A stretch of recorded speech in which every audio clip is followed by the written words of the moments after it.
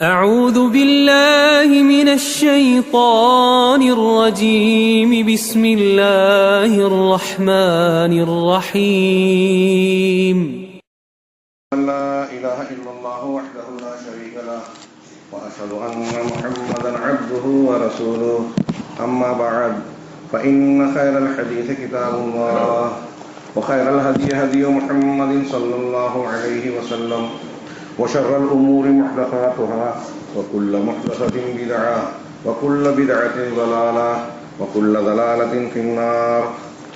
أعوذ بالله من الشيطان الرجيم. بسم الله الرحمن الرحيم. إن الذين اتخذوا العجل سينالهم غضب من ربهم وذلة في الحياة الدنيا وكذلك نجزي المفترين. محترم حاضرین، علامہ امام ابن عاصم رحمہ اللہ نے اپنی کتاب السنہ میں ذوالنون مصری رحمہ اللہ جو سلف میں سے ہیں ان کا ایک قول نقل کیا. وہ کہتے ہیں کہ مخلوق میں فساد اور بگاڑ 6 چیزوں کی وجہ سے پیدا ہوتا ہے، یا ہمارے یہاں جتنا بگاڑ و فساد ہے دین کا اس کی وجہ 6 بنیادی چیزیں ہیں. پہلی چیز وہ کہتے ہیں ضعف النیہ فی بعمل الآخرہ، آخرت کے عمل کے سلسلے میں نیت کی کمزوری. ایک آدمی دین کے کام کو کرتا ہے، اللہ کی خوشنودی، جنت کا حصول اور آخرت کی نجات اس کا مقصد اور نیت ہونی چاہیے. انما الاعمال بالنیات کے اعتبار سے وہی عمل کارگر ہوگا جس میں نیت صحیح ہو، خالص ہو. لیکن لوگوں میں بگاڑ نیت کی خرابی کی وجہ سے آتا ہے.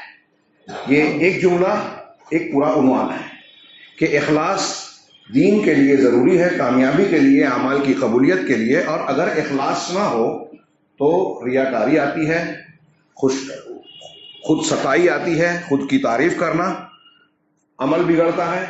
پھر اخلاص نہ ہو تو آدمی کے اندر اقتدار کی خواہش، آپس کے جھگڑے اور ایسے بہت سارے مفاسد انسان کے عمل میں در آتے ہیں، جس سے یا تو عمل رہتا ہی نہیں ہے یا عمل ضائع ہو جاتا ہے. ایک فساد کی، بگاڑ کی وجہ یہ بتائی. دوسری ہے صارت ابدانہم مہیاتن لشہواتہم، کہ ان کا جسم، دوسرے بگاڑ کی وجہ کہ لوگوں کا جسم ان کی شہوتوں کے لیے تیار ہو گیا. مطلب اپنی جسمانی ضروریات اور مقاصد کے لیے، جسمانی فائدوں کے لیے انہوں نے آخرت کے مقابلے میں، روحانی تقاضوں کے مقابلے میں اس کو ترجیح دینا شروع کر دی. لہذا اس چیز نے دنیا داری، مادہ پرستی پیدا کر دی. اور دنیا داری، مادہ پرستی جب انسان کے دل میں گھر کر آتی ہے تو دین، شریعت، اللہ اور اس کے رسول کا حکم پس پشت ڈال کر آدمی منمانیاں کرتا ہے. میں یہ جو 6 وجہ بیان کرنے سے شروعات کر رہا ہوں، حقیقت میں دیکھا جائے تو آج ہمارے یہاں فساد و بگاڑ کی یہ ساری چیزیں کسی نہ کسی شکل میں موجود ہیں.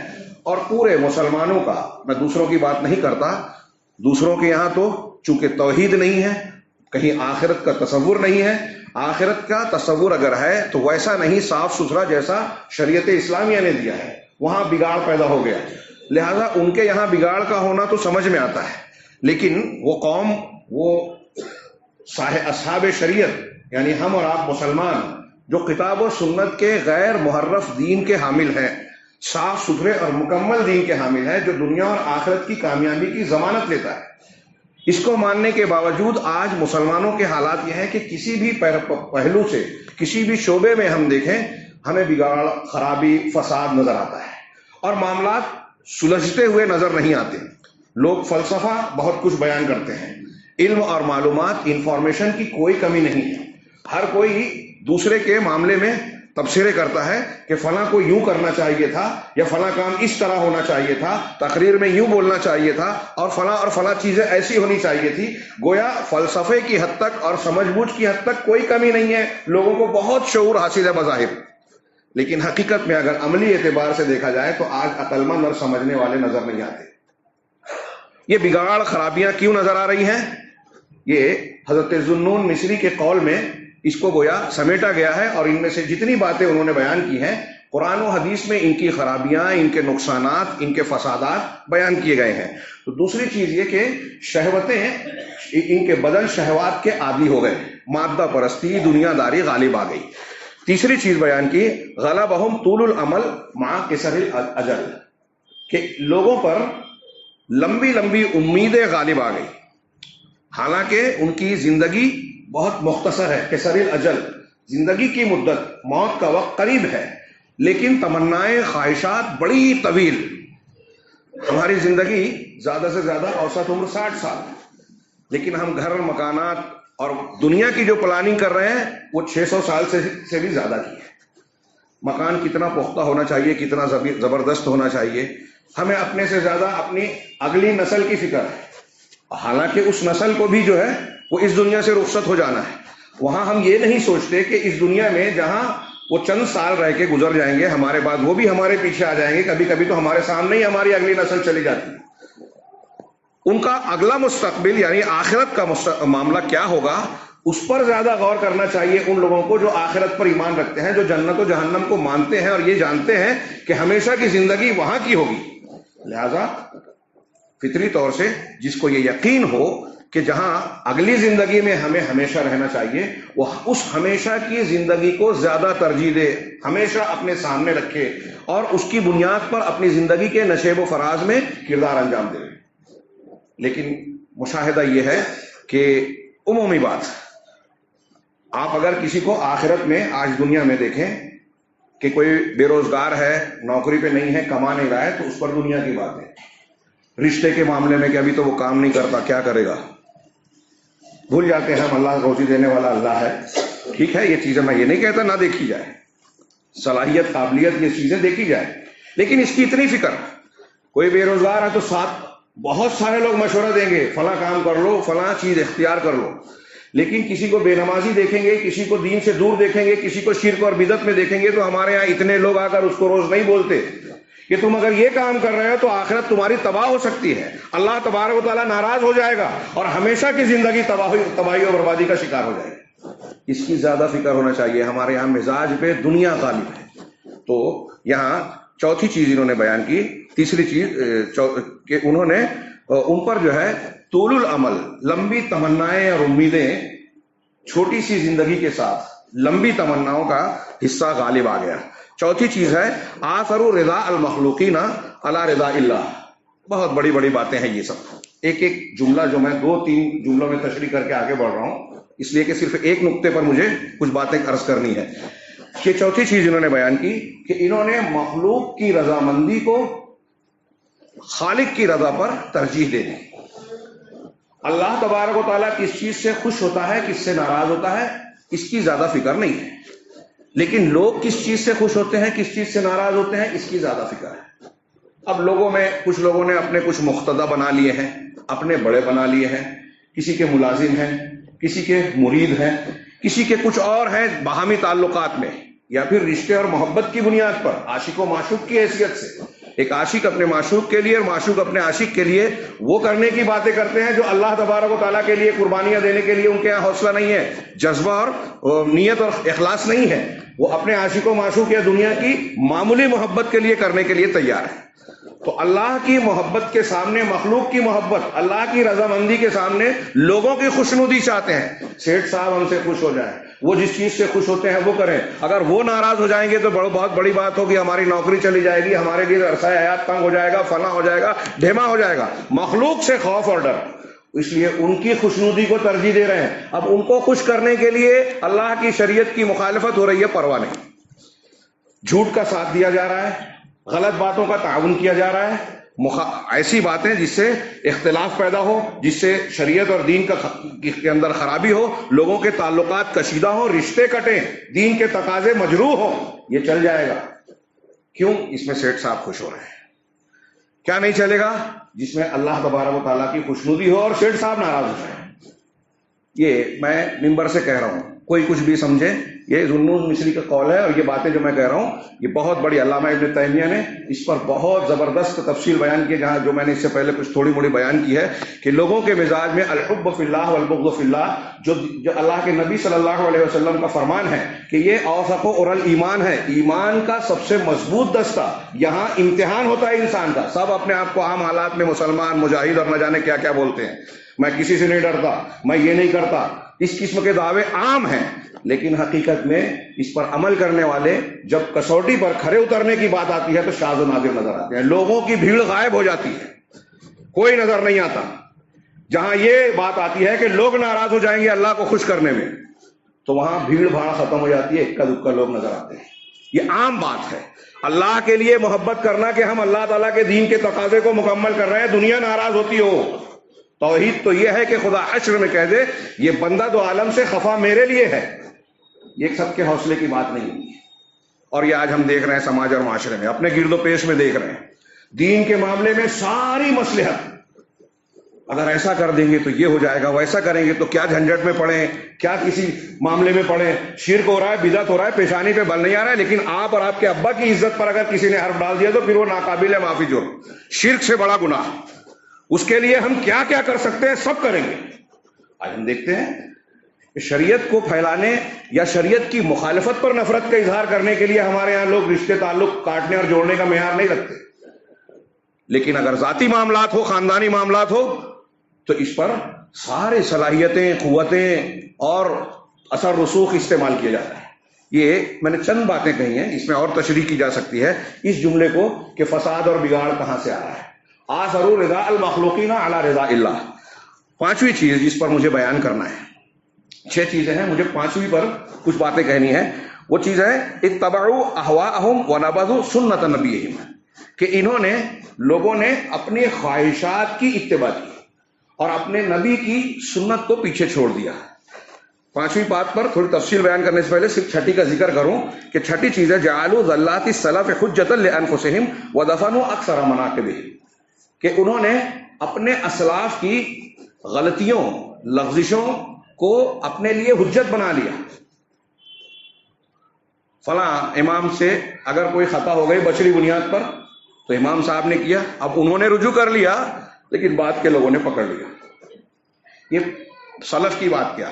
آج ہم جدید دور میں دیکھیں کہ ایک مولوی صاحب جس کو کچھ ماننے والے حلقے ہیں, ایک بزرگ ہیں جس کو شہرت حاصل ہو گئی ہے, اگر اس نے کسی بھی وجہ سے غلطی کی ہے, ایک تو یہ ہوتا ہے کہ آدمی سے اجتہادی طور پہ غلطی ہو جائے, سمجھنے بوجھنے کی غلطی ہو جائے. آج تو ہم دیکھ رہے ہیں کہ بہت سارے دیندار طبقے کے لوگ جو دین سے تعلق کا مظاہرہ کرتے ہیں, وہ قصداً حکومت کو خوشنودی کے حاصل کرنے کے لیے, وہی مخلوق کو خوش کرنے کے لیے اللہ کو اس سے بھی جوڑ سکتے ہیں, یا کوئی اور مقصد ہو, سیاسی مقاصد ہوں, دنیاوی مقاصد ہوں, ذاتی مفادات ہوں, ایسی بنیاد پر کچھ الٹے سیدھے غلط بیانات دے دیتے ہیں اور لوگ اس کو شریعت میں حجت بنا دیتے ہیں. فلاں جگہ جو ہے غلط ڈھنگ سے پیسہ لیا, فلاں سودی کاروبار کیا, تو ہمارے یہاں لوگ تعویل کرتے ہیں اپنے بزرگ کی کہ میرے مولوی ہیں, میرے بڑے ہیں, میرے لیڈر ہیں, میرے پیر صاحب ہیں, کہ پیر صاحب نے کیا ہے تو کوئی وجہ رہی ہوگی, اس کی ضرورت ہے. یا پھر اس سے استدلال کیا جاتا ہے کہ جب پیر صاحب یہ کر رہے ہیں تو ہم تو بالکل کر سکتے ہیں. تو انہوں نے ایک وجہ یہ بتائی کہ سلف کی جو غلطیاں ہیں, لغزشیں ہیں, اس کو اپنے لیے حجت بتایا اور ان کے اکثر مناقب کو جو ہے دفن کر دیا. ان کی جو خوبیاں ہیں سلف کی, کتاب و سنت کو ماننا, اس کے آ جانے کے بعد کسی کی بات کو نہ ماننا. اب ائمہ اربعہ کی جو تقلید کرنے والے لوگ ہیں انہی کو لے لیجئے, کتنی موٹی سی بات ہے, سیدھی سی بات ہے, اور میں اس کو کہوں گا تو لوگ سمجھیں گے کہ اختلافی بات. کون نہیں جانتا, کوئی حنفی ہو, شافعی ہو, مالکی ہو, کہ ہمارے ائمہ کا یہ صاف صاف قول ہے کہ صحیح حدیث مل جائے تو اس کو اختیار کر لینا, میرا قول چھوڑ دینا. اب آدمی حنفی اپنے آپ کو بول رہا ہے, امام حنیفہ کا پیروکار بول رہا ہے, مقلد یا پیروکار, امام شافعی کا بول رہا ہے, لیکن اب شافعی مسلک حنفی مسلک کے خلاف صاف ستھری سیدھی صریح حدیث مل جائے, کوئی ماننے کو تیار نہیں. امام جب یہ کہہ رہے ہیں کہ حدیث لے لینا, میری بات چھوڑ دینا, یہ نہیں مان رہے ہیں. بعد کے لوگوں نے یہ اصول بنا لیا کہ مقلد کو اپنے امام کی بات ہی ماننی ہے, ان کا اجتہاد ہی ماننا ہے, اس کو پکڑ کے رکھا ہے. تو ان کی غلطی اگر ہو گئی پکڑ لیا, صحیح ہو غلط ہو بھائی امام کا قول ہے، پیر صاحب کا قول ہے، پیر صاحب نے بتایا یہ ذکر اگرچہ وہ بدعت ہے، قرآن و حدیث کے خلاف ہے، اس کے اندر شرکیہ یا صحیح عقیدے کی مخالفت ہے، پھر بھی اس کو اختیار کیے ہوئے ہیں، قرآن حدیث کو قبول نہیں کرتے، تو گمراہی کی بگاڑ کی ایک بہت بڑی وجہ یہ ہے۔ 5ویں نمبر کی جو بات ہے وہ میں عرض کرنا چاہتا ہوں موجودہ موقع کی مناسبت سے کہ ہم ماہ رجب سے گزر رہے ہیں، جس کی شریعت اسلامیہ میں قرآن و حدیث میں کوئی خاص فضیلت نہیں ہے کہ اس میں کوئی خاص عمل ہو، روزہ ہو، نماز ہو، یا اللہ کے نبی صلی اللہ علیہ وسلم کی معراج کا یہ مہینہ مان کر اس کو کوئی خصوصی حیثیت دی گئی ہو۔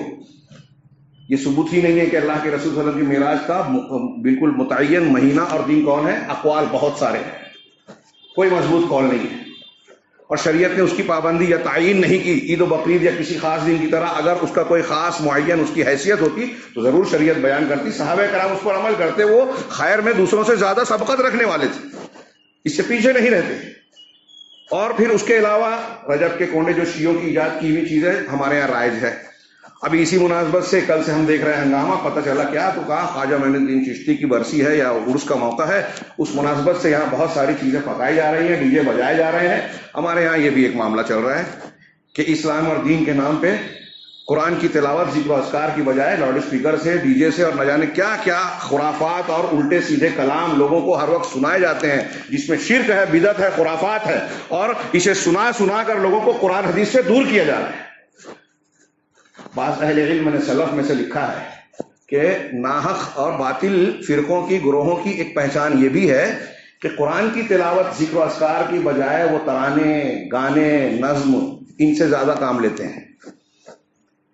اخوانیت کے تناظر میں لوگوں نے کہا کہ یہ دیکھیے اپنے پروگراموں میں یہ نظم اور گانے زیادہ پیش کرتے ہیں، ترانوں کو پیش کرتے ہیں، اس سے استدلال کرتے ہیں۔ ہمارے یہاں ایسے شعراء کے کلام زیادہ چل رہے ہیں۔ فجر کی نماز کے بعد قرآن کی تلاوت ہونا چاہیے، جمعہ کو درود و سلام انفرادی طور سے زیادہ ہونا چاہیے، سورہ کہف کی تلاوت ہونا چاہیے، اس کی بجائے کھل آواز میں لاؤڈ اسپیکر چالو کر کے مریضوں کو، ذکر و اذکار کرنے والوں کو، تلاوت کرنے والوں کو خلل ڈالا جاتا ہے، اور کوئی بول نہیں سکتا، بولے تو جھگڑے کا، فساد کا امکان ہے۔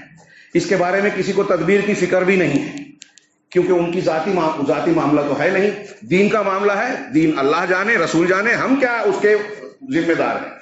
اگر ہمارا یا دنیاوی کوئی معاملہ ہوگا تو ہمارے پاس بہت فرصت ہے جھگڑے لگانے کے لیے، شیٹ کو خوشنودی حاصل کرنے کے لیے، دین کے خلاف کام کرنے کے لیے، علماء کی عزتوں کو اچھالنے کے لیے بہت ٹائم ہے سب کے پاس۔ اللہ کے لیے لڑنے کا جگر کسی کے پاس نہیں ہے۔ الحب فی اللہ والبغض فی اللہ۔ بہرحال 5ویں چیز جو بیان کی، اتبعوا اہواءہم ونبذوا سنت نبیہم، کہ لوگوں نے اپنی خواہشات کی پیروی شروع کر دی اور اپنے نبی کی سنت اور طریقے کو پس پشت ڈال دیا۔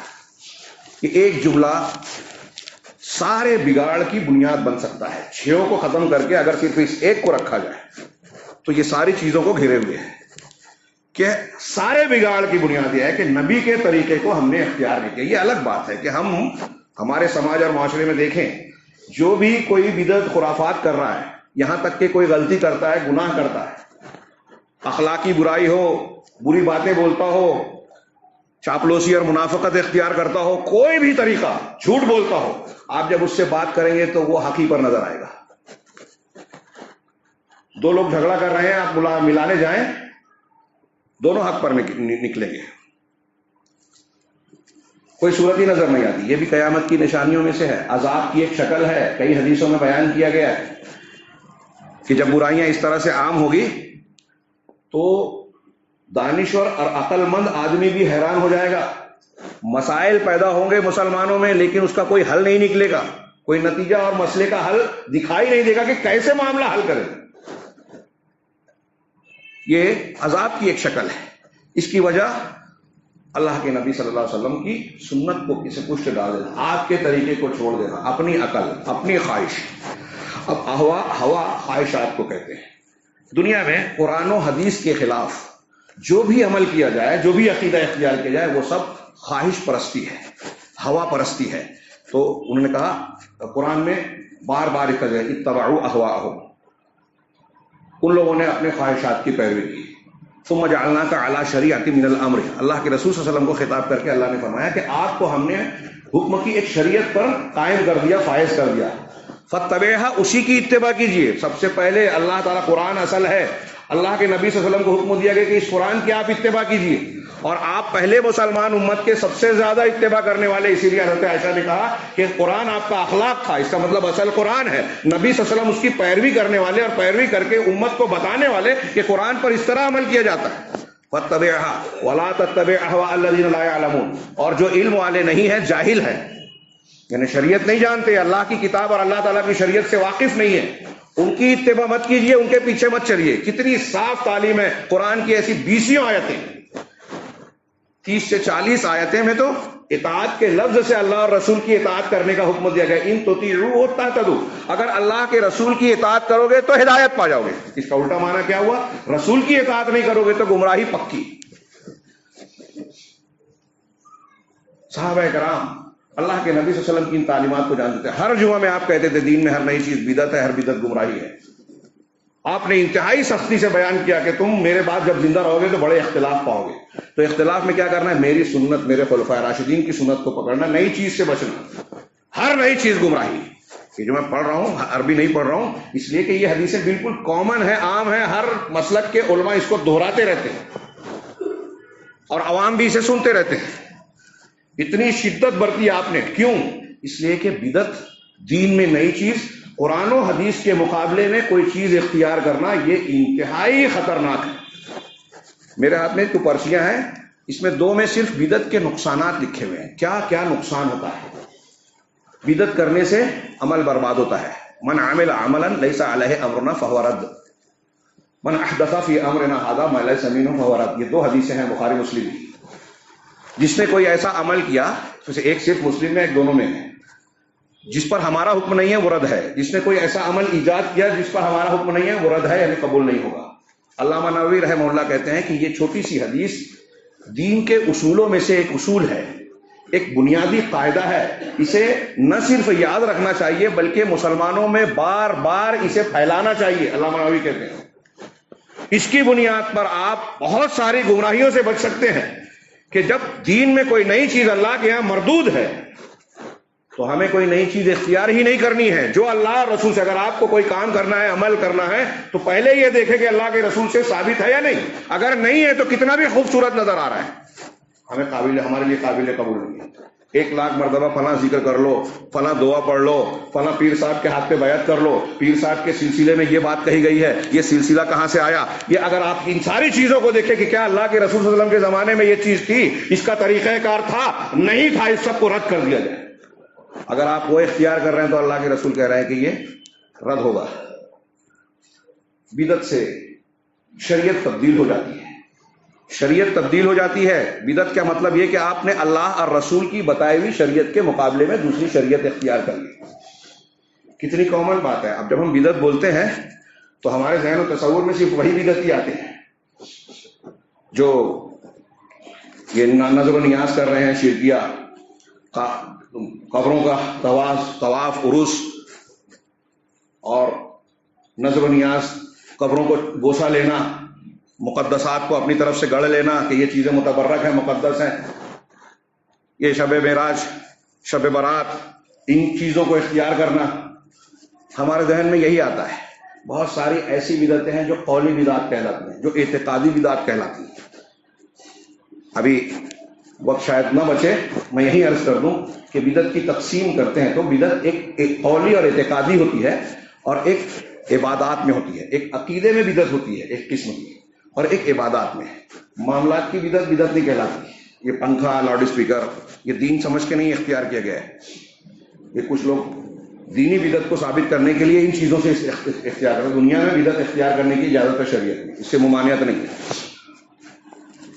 تو ایک عقیدے کی بدعت، جیسے جہمیہ، معتزلہ، آپ نے یہ نام سنے ہوں گے، ان کی بدعت ہے اللہ تبارک و تعالیٰ کے ذات و صفات کے بارے میں ایسی باتیں جو قرآن و حدیث میں نہیں ہیں، اللہ ہر جگہ ہے. جیسے آج ہمارے یہاں صوفی لوگ بولتے ہیں.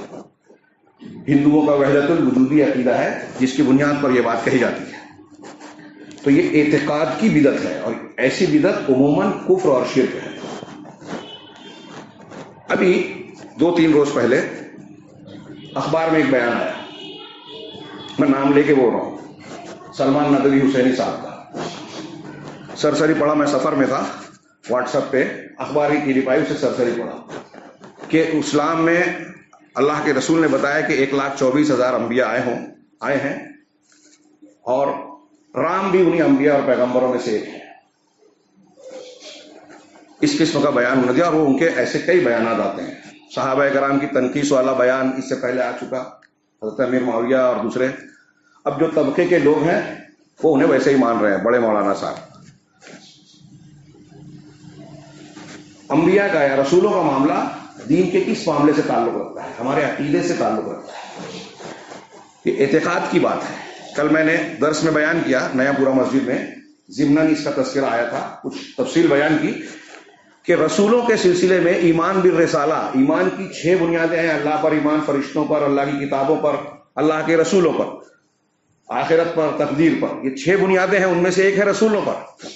तो रसूलों पर ईमान की तफसील क्या है? उसमें एक ये भी बात भी है कि जितने रसूलों का जिक्र कुरान और हदीस में आया उतने को हम माने, जिनका नाम लेकर जिक्र किया गया उनको नाम से माने कि ये अल्लाह के पैगंबर है, सच्चे हैं, और उनके ताल्लुक से जो अंबिया के बारे में जो कुरान और हदीस में बताया गया है कि ये खसीस हरकत नहीं कर सकते, मासूम अनिल खता होते हैं, कभी गलती हुई तो फौरन उसकी इस्लाह हो गई, ये सारी तफसीलात के साथ उनको नबी और पैगंबर मानते हैं कि अल्लाह के सच्चे रसूल थे जिन्होंने अपने पैगाम को पहुंचाया अपनी उम्मत तक और उसमें कोई कमी नहीं की, और उसके आखिरी नबी मोहम्मद रसूलुल्लाह सल्लल्लाहु अलैहि वसल्लम है, और आपकी नबूवत और आपकी शख्सियत कामिल है।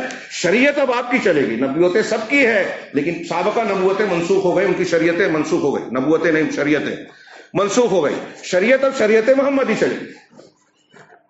1,24,000 वाली रिवायत आमतौर से अहले इल्म मुहद्दिसीन के नजदीक ज़ईफ है, लेकिन कुछ लोग कहते हैं कि ठीक है ये मशहूर है, असल तादाद नहीं मालूम। कुरान में कहा है कि हमने कुछ लोगों का किस्सा बयान किया, कुछ का नहीं बयान किया। तो अकीदा और ईमान की किताबों में आपको सब जगह मिलेगा, हर मसलक वाले की जो अहले सुन्नत वल जमात के हैं, कि रसूलों में जिनका नाम लेकर बताया गया उनका नाम लेकर, जिनका नाम नहीं लिया बगैर नाम लिए हम मानते हैं।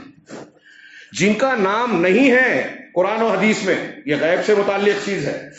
गैब को मानने के लिए जरूरी है, अकीदे में उसूल है कि जो कुरान और हदीस में मौजूद है उससे आगे हम अपनी अकल, अपने फलसफे, अपने इस्तिंबात की बुनियाद पे नहीं मानेंगे। अब कोई कैसा भी इस्तिदलाल करे कि वैद में भी कुछ बातें ऐसी हैं जो पिछले वाक़यात, हज़रत नूह अलैहिस्सलाम का वाक़या है और फला नबी का वाक़या है, उसमें तौहीद का कुछ कलाम है, फला बातें ऐसी है जो कुरान और हदीस की बातों से मिलती जुलती है। कोई कैसी भी किताब हो, इसकी बुनियाद पर हम ये नहीं कह सकते कि वैद भी अल्लाह का कलाम है, नाजिल की हुई किताब है। हो सकता है नाजिल की हुई किताबों की तालीमात उसमें नकल की गई हो, वहां जो बड़े बड़े लोगों ने उसमें कुछ चीजें मिलाई हैं उसमें इजाफा किया हो, या हकीकी बुनियाद पर वो जो भी उसकी हकीकत तो हम नहीं जानते तो हम उसे अल्लाह की किताब नहीं मानेंगे। अहले किताब की इस्तिलाह कुरान यहूद और नसारा के लिए खास है। अब कोई कितना भी साबित कर दे कि फला किताब भी हो सकता है मुनज़्ज़ल मिन अल्लाह हो, हम उनको अहले किताब नहीं मानेंगे, उसको मानने वालों। ऐसे ही अंबिया का मामला है, जिन अंबिया का नाम लेके बताया गया हम उनको मानेंगे, जिनका नाम ही नहीं है, अब जैसे पंडित रामचंद्र जी या जो भी, इनके बारे में तो मैंने कल बयान किया। खुद हिंदुस्तान के हिंदुओं में जो मुहक्किक और उलमा हैं, जानकार लोग हैं, वो कहते हैं, और ये बात साबित शुदा है, यही सही भी है, कि राम कोई शख्सियत थी ही नहीं हकीकी। वाल्मीकि ने रामायण जो लिखी वो एक कहानी और तसव्वुराती बुनियाद पर कहानी के तौर पर लिखी, नेकी और बदी के मुकाबले में नेकी को गलबा दिलाने के एतबार से। और वाल्मीकि की रामायण में राम एक नेक इंसान की हैसियत से किरदार था। कालिदास ने जब उसका हिंदी में तर्जुमा किया तो उसने इंसान के दर्जे से बढ़ाकर उसको देवता का दर्जा दे दिया और उसके साथ बहुत सारी चीजें तब्दील कर दी जिस पर खुद हिंदुओं को एतराज था, लेकिन वो चल पड़ी। उनके यहाँ राम सेतु समंदरम का जो मामला था, कल मैंने उसकी तफसील बयान की, यहाँ मौका नहीं है। जुनूब में जब वो पहाड़ी पानी के अंदर से तोड़ने की बात आई हुकूमत की तरफ से, तो हिंदुस्तान के जो मजहबी सियासत करने वाले लोग हैं, इन्होंने शोर उठाया कि नहीं, वो राम जी की जो है निशानी है, हम उसे तोड़ने नहीं देंगे।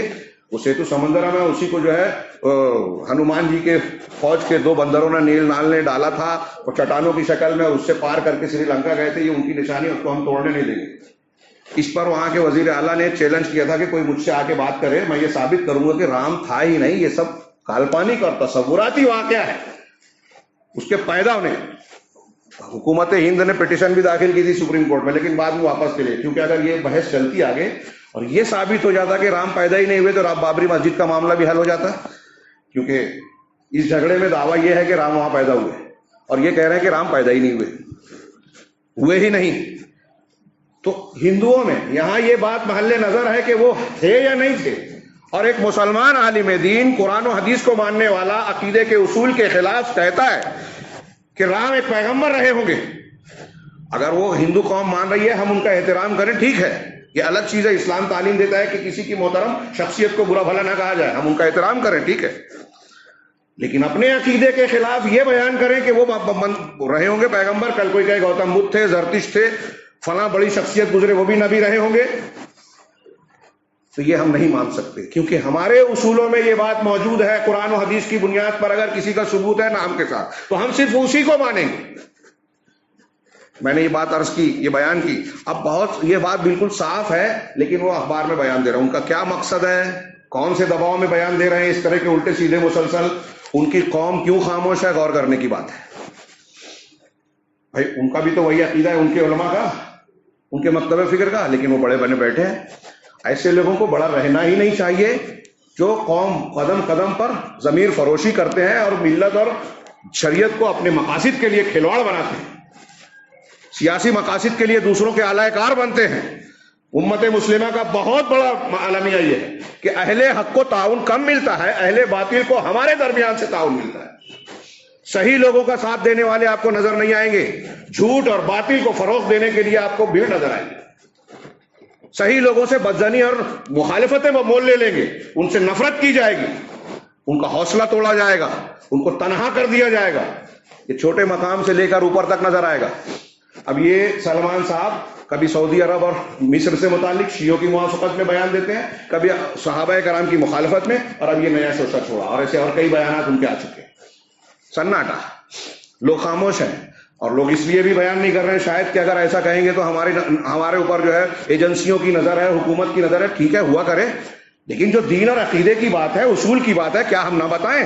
اب سلمان صاحب کو ایک بڑا عالم سمجھ کر آج میں اور آپ سن رہے ہیں، جان رہے ہیں، یا جو لوگ اصول جانتے ہیں وہ بچ جائیں گے، لیکن عام انسان، عام لوگ جو غیر مسلموں کے حلقوں میں ان کے درمیان میں رہتے ہیں، وہ جب دیکھیں گے کہ ایک مسلمان عالم دین یہ بات کہہ رہا ہے تو کل وہ بھی عقیدے کے طور پر اسے تسلیم کریں گے۔ ایسے ہی گمراہیاں پھیلتی ہیں، 4 سال 5 سال کے بعد جب کوئی عالم اگر ان سے کہے گا کہ نہیں ایسا نہیں ہے تو کہیں کہ اتنے بڑے عالم ہیں، ان کو نہیں سمجھتا تھا، تم کو سمجھتا ہے۔ ایسی کتنی چیزیں آج ہیں کہ ہم قرآن و حدیث کی بیان کرتے ہیں، لوگ کہتے ہیں کہ اتنے لوگوں کو نہیں سمجھتا، آپ بیان کر رہے ہیں۔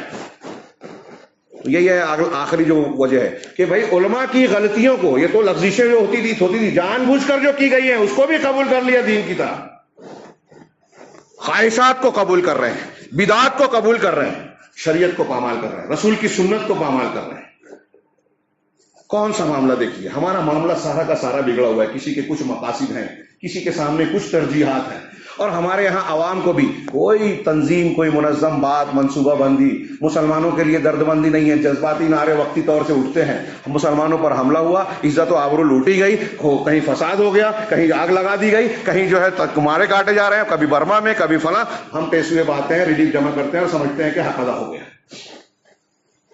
جس طریقے سے یہ ایک لمبی چوڑی حقیقت ہے، باطل پرستوں میں منصوبہ بندی ہے، ان کے یہاں ٹیکنالوجی ہے، اسباب ہیں، تیار اور تربیت یافتہ افراد ہیں کہ مسلمانوں کو کیسے شکار کیا جائے، مسلمانوں کو کیسے گھیرا جائے، کن کن چیزوں پہ نظر رکھی جائے، ان کے دعات کو کیسے گھیرا جائے اور ان کو کام کرنے سے روکا جائے، ان کے علماء کو عوام سے کیسے دور کیا جائے، علماء کے تعلق سے کیسے بدزنی پھیلائی جائے، اسلام کے تعلق سے کیسے لوگوں کے ذہن کو خراب کیا جائے، پیغمبر اسلام کے تعلق سے غلط فہمیوں میں مبتلا کیا جائے، اسلامی تعلیمات کو پھیلنے سے روکنے کے لیے کیا کیا کیا جائے، جہاں کوئی ترقی کر رہا ہے، اتحاد کی آواز اٹھ رہی ہے تو کس طرح اس کو سبوتاژ کیا جائے۔ ان کے یہاں جیسی ٹیکنالوجی ہے، ترقی ہے، منصوبہ بندی ہے، مضبوطی ہے، اس کے مقابلے میں ہمارے یہاں فکر اور سوچ ہے بھی نہیں، یہ احساس بھی نہیں ہے۔ اگر مسلمان کسی موقع پر کوئی عمل کرنے کی کوشش کرتے ہیں تو ان کی مضبوطی کے تعلق کے سامنے کہ اس کو مسلمانوں کی طرف سے یہ جو بات اٹھ رہی ہے اس کو کیسے بے اثر کر دینا ہے، ختم کر دینا ہے، اس کو ڈائیورٹ کر دینا ہے۔ کوئی چیز اگر کوئی خبر ایسی آتی ہے جو مسلمانوں کے لیے بظاہر اچھی لگتی ہے کہ یہ آ رہا ہے، معاملہ کچھ سدھرے گا، تو اس کو کیسے غیر مسلم طاقتیں، باطل نظریات اور اعدائے اسلام اپنے حق میں موڑ لیتے ہیں۔ یہ ان کی مضبوطی ہے کہ مسلمانوں کے حق میں جو چیز نظر آتی ہے اس کو بھی وہ اپنے اعتبار سے کر لیتے ہیں۔ کوئی خبر آتی ہے کہ چلو فلاں جگہ یہ اٹھے ہیں، مسلمان خوش ہونے لگتے ہیں وقتی طور سے، پر بعد میں پتہ چلتا ہے کہ جس سے ہم خوش ہو رہے تھے وہ بھی امریکہ، یورپ، یہودیوں کی سازش کا نتیجہ ہے۔ داعش جب سامنے آئی تو کچھ لوگ دھوکے میں تھے، یہی سلمان حسینی صاحب نے خط لکھ کے ان کو امیر المومنین کا ابو بکر البغدادی کو، جو اصلاً یہودی ہے، داعش کا امیر، ہمارے نوجوان ان کے پیچھے آنکھ بند کر کے بھاگنے لگتے ہیں، خفیہ کام شروع ہو جاتے ہیں، علماء کی بات نہ سنی جائے، دو لوگوں کو بزدل کہا جائے، والدین سے چھپایا جائے، اور پھر شکار بنتے ہیں سازشوں کا۔ یہ وہ خطوط طے کرتے ہیں، اتنے مضبوط ہیں کہ مسلمانوں کے درمیان داڑھی والا، لمبے کرتے والا آ کر آپ کو دین کی طرف بلانے کی دعوت دیتا ہے اور حقیقت میں دین کا مخالف بناتا ہے۔ سمجھنے کو قوم تیار نہیں ہے۔ ہمارے پاس کوئی پروگرامنگ نہیں ہے، کوئی تربیت کا انتظام نہیں ہے، منصوبہ بندی ہے ہی نہیں قومی سطح پر، اور قومی مزاج ہی نہیں ہے، اجتماعی شعور ہی نہیں ہے۔ اگر ہمارے یہاں، یہ میں دعوے سے کہہ رہا ہوں منبر رسول سے، ایک چیز بیان کی جائے کہ یہ جماعت اور اجتماعیت کا اجتماعی تقاضا ہے، اس بات کو مان لیا جائے، ہر شخص اپنے اپنے دماغ کے حساب سے، نہیں یہ غلط ہے، مجھے تو یہ سمجھ میں نہیں آتا، کوئی جماعت کے اختلاف کرنے والوں کو طاقت دے گا، کوئی جماعت سے مخالفت کرے گا، صحیح کام کرنے والوں کو کہ حوصلہ شکنی کرے گا۔ نتیجہ یہ ہے، میں کہنا یہ چاہتا ہوں کہ اجتماعی شعور، مسلمانوں کا فائدہ کس میں ہے، اس کے لیے ہم قربانی دے کر ایک ہو جائیں، یہ شعور ہے ہی نہیں، صحیح اور غلط کی پہچان بھی ختم ہو گئی۔ یہ اللہ کا عذاب ہے۔ اور اس کے ضمن میں یہ چیزیں ہیں جو بدعت کی شکل میں ہمارے یہاں ہیں۔ میں جو آیت پڑھی تھی بنی اسرائیل کے سلسلے میں، بدعت کی تردید کی بہت ساری دلیلیں اور باتیں ہیں، اور ابھی آپ سنتے رہیں گے۔ اللہ تعالیٰ نے ارشاد فرمایا، ان الذین اتخذوا العجل، جن لوگوں نے بچڑے کو معبود بنایا، بچڑے کی عبادت کی، سامری نے بچڑا بنایا تھا، بنی اسرائیل نے عبادت کی تھی۔ کیا تھا یہ؟ آج ہم اور آپ سنتے ہیں تو کیسا لگتا ہے؟ بچڑے کو معبود بنا کے اس کی پوجا کرنے لگے، ہم کو عجیب سا لگتا ہے۔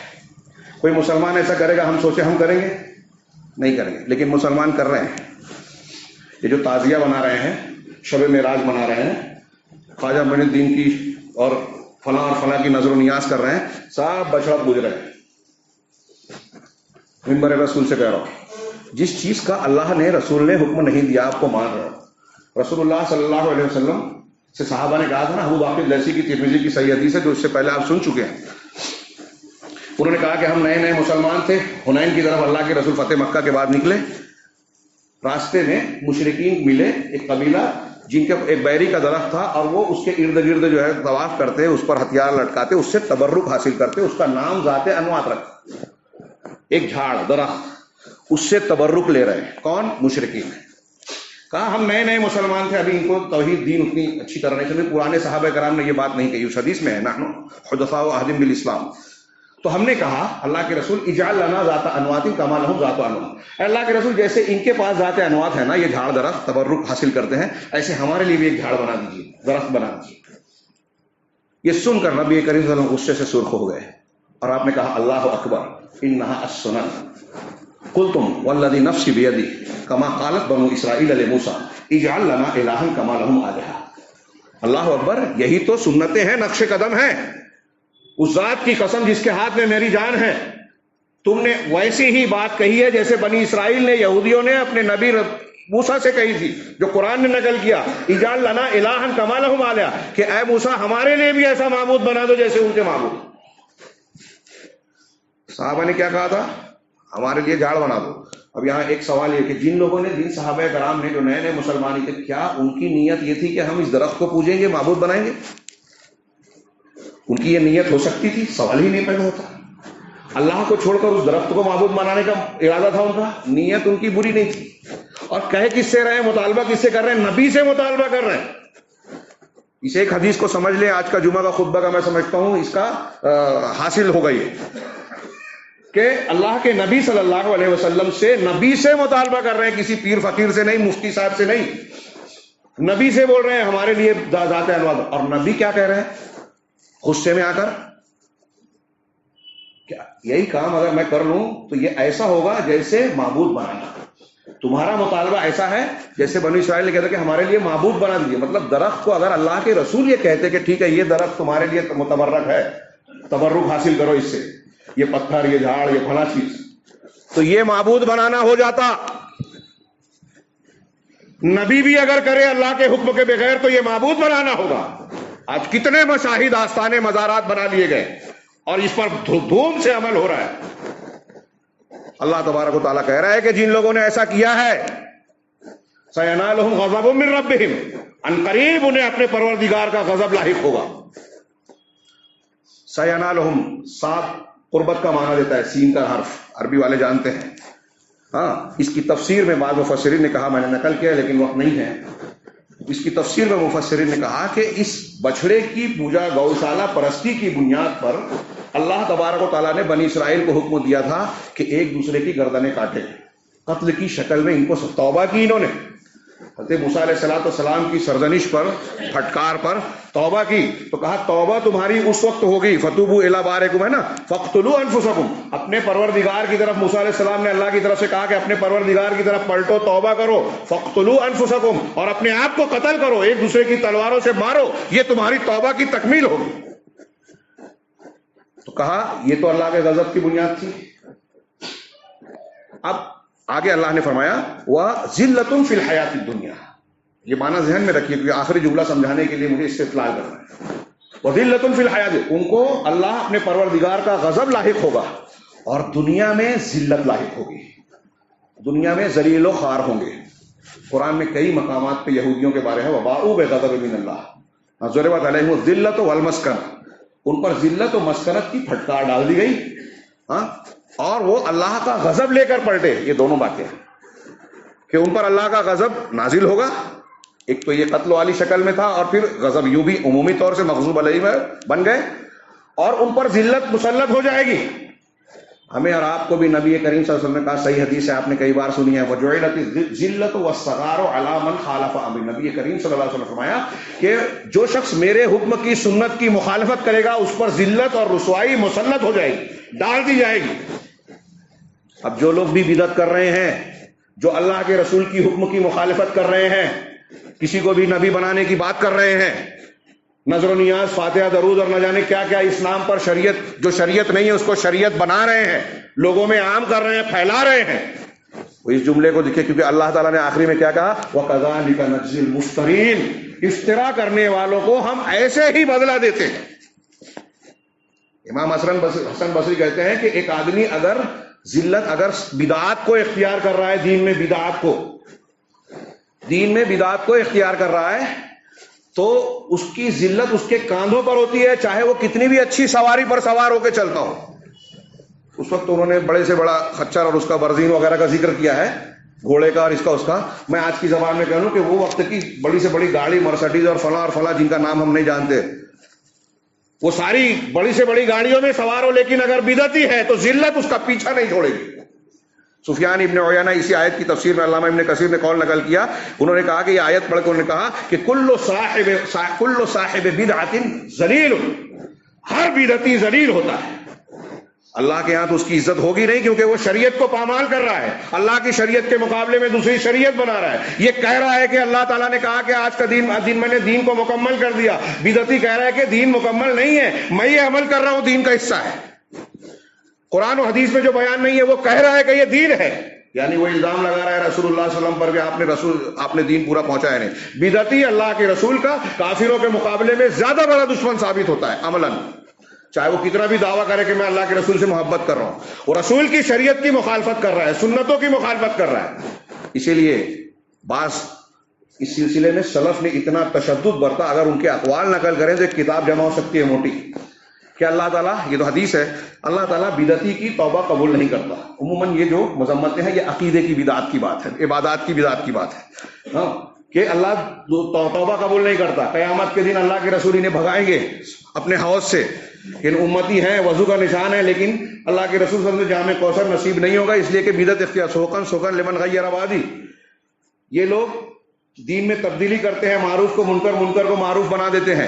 بدعت اختیار کرنے والا سنت پر عمل کرنے والوں سے، سنی لوگوں سے، اصلی اسلام پر عمل کرنے والوں سے نفرت کرتا ہے، ان کی مخالفت کرتا ہے، ان سے جھگڑا اور لڑائی کرتا ہے. بدعت کی بنیاد پر اسلام میں فرقہ بندیاں پیدا ہوئی، 72 سے 73 فرقے جو بنے. ایک جماعت جو ہے وہ قرآن و حدیث پر عمل کرنے والی، جس نے جیسی بدعت اختیار کی، اللہ کے نبی کے سامنے کسی شخصیت کو کھڑا کیا، کسی علاقے کو کھڑا کیا، قرآن و حدیث کے اصولوں کے سامنے اپنا بنایا ہوا کوئی اصول اختیار کیا، جس نے الگ اصول بنایا، الگ شخصیت کو اپنا مقتدی بنایا، الگ شخصیت کو اپنا پیر بنایا، اس نے الگ راستہ بنایا، اس نے ایک فرقہ بنا لیا. تو جو دین حنیف سے، صراط مستقیم سے، قرآن و سنت اور منہج صحابہ سے جتنا ہٹا اتنا نیا فرقہ بن گیا. جتنے فرقے ہیں سب بدعتی ہیں. جو اللہ اور رسول اور صحابہ کے طریقے سے ہٹ کر ہے سارے کے سارے بدعتی ہیں. اب ان کے درجات ہو سکتے ہیں الگ. کسی کا درجہ کفر اور شرک تک ہے، اگر اس پر مر گیا تو ہمیشہ جہنم میں. کفر اور شرک سے کم درجہ ہے تو اس سے کم. ایک میں نے عرض کیا کہ بعض بدعتیں عقیدے کی ہوتی ہیں، بعض بدعتیں عبادات کی ہوتی ہیں. اب عبادات میں کئی طریقے کی بدعت ہوتی ہے. ایک تو یہ کہ کوئی عبادت شریعت میں ہے ہی نہیں، نیا کوئی عمل آدمی اختیار پیدا کر لے. کوئی نئی نماز، نیا روزہ جو قرآن و حدیث میں شریعت میں ہے نہیں وہ پیدا کر لے. ایک شکل یہ ہوتی ہے کہ کیفیت اور طریقہ ایک عبادت کا قرآن و حدیث نے بیان کیا، ہمارے یہاں اس کو بدل دیا جائے. ذکر و اذکار کی ایک تعداد شریعت نے بتائی، کسی چیز کی تعداد نہیں بتائی، کوئی خاص تعداد ہمارے یہاں مقرر کر لی جائے. اب ہمارے یہاں فضائل اعمال کے نام پہ لوگ نئے نئے اذکار بتاتے، فلاں چیز اتنی مرتبہ پڑھ لے تو آپ کو یہ اجر ملے گا. 1,00,000 مرتبہ کا نصاب، 2,00,000 مرتبہ کہاں سے لائے آپ؟ یہ دعائیں میں اکثر کہا کرتا ہوں، اس کو لوگ چھوٹی چیز سمجھتے ہیں. ہمارے یہاں مسجدوں میں لگی ہوئی ہے دعائیں، تسبیح تراویح. کہیں حوالہ پوچھ کیا کہاں سے لائی گئی؟ روزہ افطار کرنے کی دعا جو اللہ کے رسول سے ثابت ہے، ضعیف ہے، اس میں بھی اضافہ کر دیا. وضو کرنے کی دعائیں قبرستان میں لکھی ہوئی ہیں. ثنا قبرستان میں ہمارے یہاں لکھا ہوا ہے، الگ ہی ہے. جو حدیث میں ہے اس میں اضافہ کر دیا.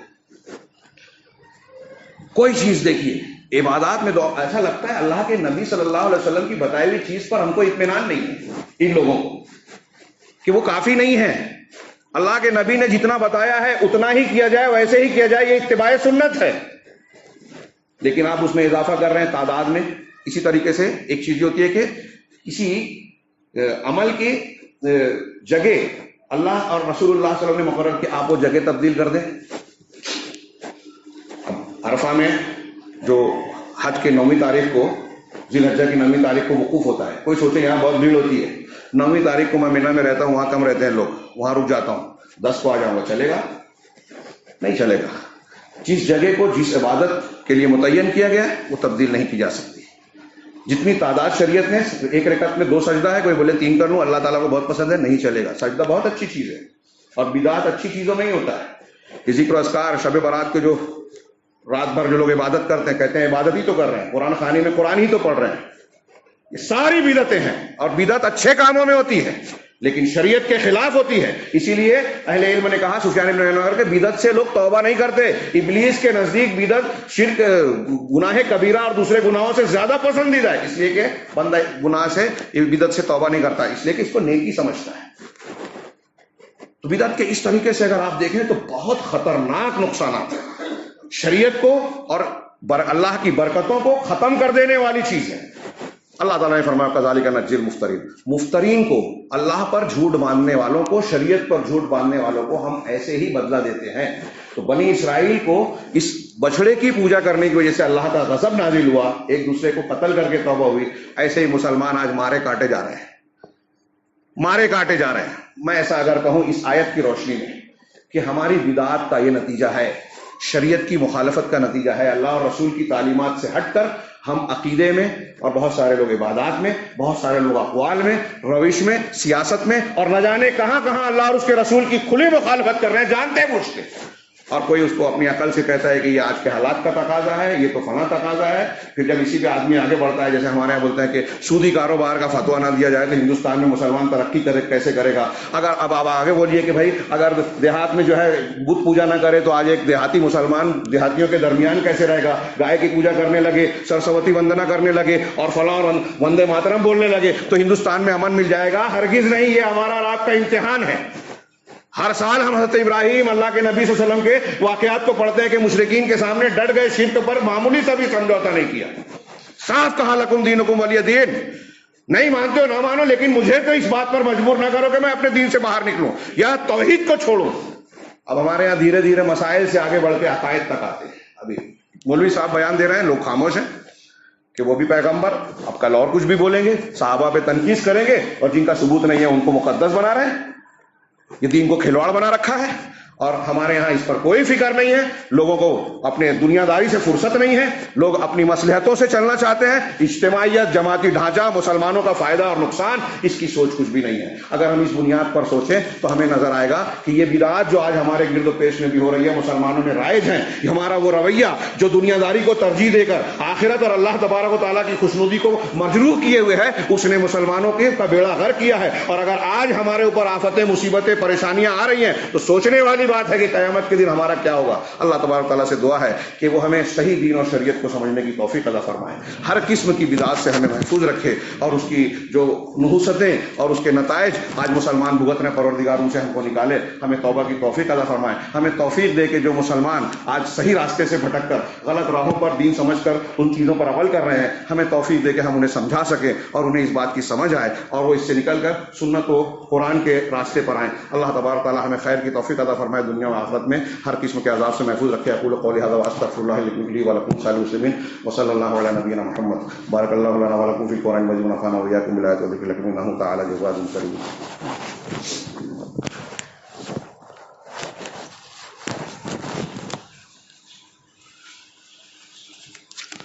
الحمد للہ نحمدہ ونستعینہ